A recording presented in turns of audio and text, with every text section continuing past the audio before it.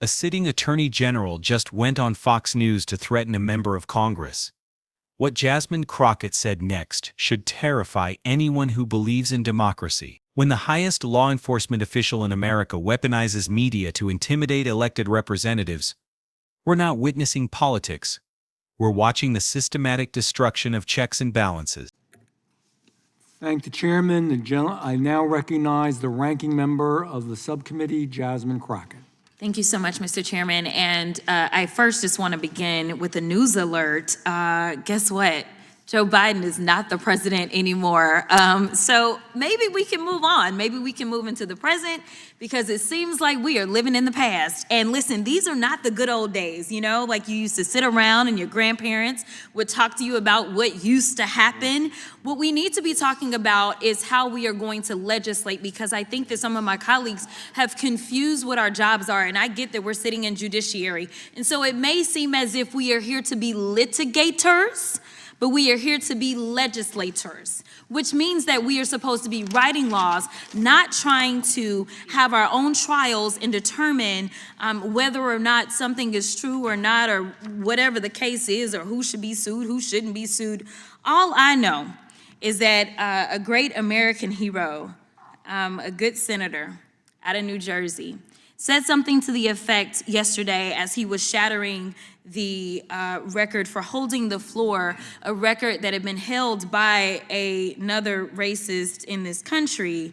As he shattered that, he said something about the fact that this should not be about left versus right. It should be about right versus wrong. And I am going to tell you that I want us to focus on right versus wrong. The reason that we are struggling right now in this country as it relates to people not trusting agencies, honestly, a lot of it is because of elected leaders. Let me tell you, one of the things that the chairman and I actually agree upon, we don't agree on a lot, is that we both know that there has been a sharp incline as it relates to threats upon our lives. Regardless of what side of the aisle you sit on, we both know and agree that as sitting members of Congress, we both are enduring more death threats than anybody should in this country. And I believe that it is because of the divisive rhetoric, and it is because of the selective enforcement of things. And so when we have, and I'm gonna be clear, because I had remarks and I'm going a whole other way. To have the sitting attorney general go on, and I'm gonna call it faux news. I know some of y'all love it, but it's fake to me.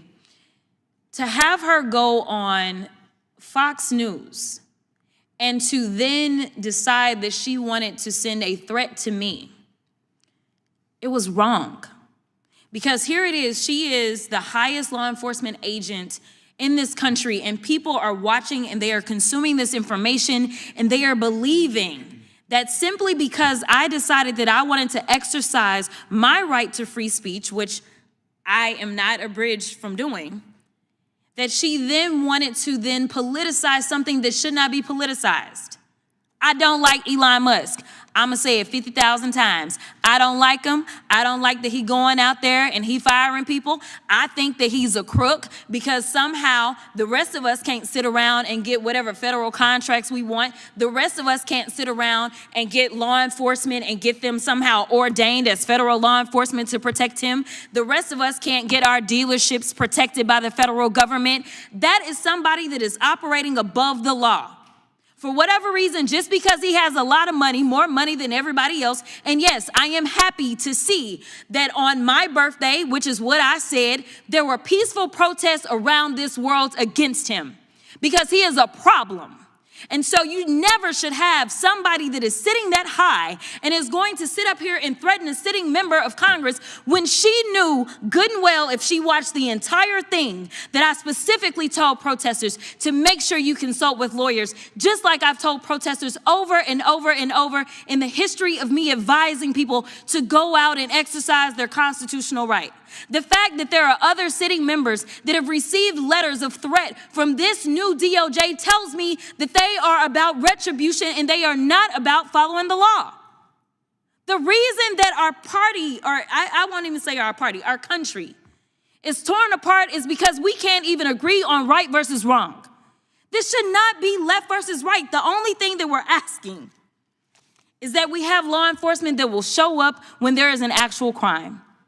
If somebody calls and says, hey, I need you to investigate this cyber crime, or I need you to investigate this child pornography, or I need you to investigate this robbery, then we want somebody to show up, and we don't want them to look at us and act as if just because I'm black or because I'm woman, that I am not worthy of having that case investigated, because we have an administration that is continuously railing against diversity, equity, and inclusion, or we don't need people that show up that feel like diversity should not be valued. That is why we should have somebody that may show up and looks like me. The final thing that I'll say, because you've been gracious, is this. When I first became a public defender, I had no criminal defense experience. And I walked in and I told my boss, Charlie, I said, listen, you should hire me. He said, why? I said, because I'm black. Charlie looked at me like I was crazy. And I said, let me tell you something. When I walk in, I'm going to walk in with a level of rapport and understanding that maybe some of my other colleagues will not. Charlie offered me my job, and I worked my butt off, and I worked really, really hard for all of my clients, not just those that look like me, and that is what it looks like to serve. Thank you. When Representative Jasmine Crockett took the floor yesterday, she delivered more than a rebuke to Attorney General Pam Bondi's Fox News appearance. She provided a masterclass in how institutional intimidation works and why it threatens the foundation of democratic governance. Her words weren't just political theater. They were a warning about what happens when law enforcement becomes a weapon of political retribution. The core issue Crockett identified is unprecedented. A sitting attorney general using partisan media to threaten a member of Congress. This isn't about policy disagreements or political rhetoric. When the nation's top law enforcement official signals that elected representatives will face consequences for exercising free speech, it creates a chilling effect that reaches far beyond any individual politician. Career prosecutors watch. Federal agents take note. The message becomes clear. Political loyalty matters more than legal standards. Crockett's reference to selective enforcement reveals a deeper structural problem. When law enforcement agencies apply different standards based on political affiliation, wealth, or connections, equal justice under law becomes meaningless. Her criticism of Elon Musk illustrates this perfectly, pointing out how federal contracts, law enforcement protection, and regulatory shields seem to flow to those with the right political relationships rather than through transparent, merit-based processes. The concept of retribution that Crockett highlighted represents perhaps the most dangerous aspect of politicized justice. When DOJ sends threat letters to multiple Congress members, it suggests a coordinated strategy to silence opposition rather than pursue legitimate law enforcement objectives. This pattern transforms the Justice Department from an independent institution into a political enforcement arm, fundamentally altering the balance of power in American government. Crockett's personal story about becoming a public defender provides crucial context for understanding what's at stake. She described how diversity in law enforcement isn't about politics, it's about effectiveness. When communities don't trust that justice will be applied fairly, when they believe their cases won't be investigated seriously because of their race or background, the entire system loses legitimacy. Public safety depends on public trust, and public trust requires institutions that serve everyone equally. The timing of this confrontation matters significantly. Congress members are experiencing unprecedented levels of death threats, as Crockett noted. In this environment, when the Attorney General publicly targets a representative on partisan media, it's not just unprofessional, it's potentially dangerous. It signals to extremists that certain elected officials are legitimate targets for harassment or worse. What makes Crockett's analysis particularly powerful is how she connected these institutional failures to real-world consequences. When people call about cybercrimes, child exploitation, or robberies, they need to know law enforcement will respond based on the crime, not the victim's politics or demographics. When that trust erodes, communities become less safe, criminals operate with more impunity, and society fractures along the very lines that institutions are supposed to bridge. The solution Crockett implied isn't complicated, but it requires fundamental changes in how we approach law enforcement leadership. We need officials who understand that their role is to serve justice, not political interests. We need transparency in how cases are opened, pursued, and closed. We need accountability mechanisms that prevent the kind of retributive enforcement that Crockett described. Most importantly, we need citizens who understand that this isn't about left versus right.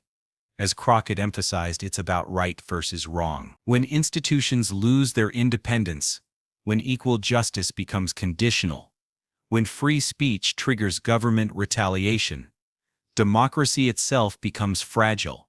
Crockett's warning deserves attention not because of its political implications, but because of its constitutional ones. The broader lesson extends beyond this single confrontation. History shows that democratic institutions don't collapse overnight. They erode gradually through normalized abuses of power. Each instance of political intimidation, each case of selective enforcement, each threat against elected officials becomes precedent for the next. What seems like isolated incidents today can become systematic oppression tomorrow if citizens don't demand accountability now.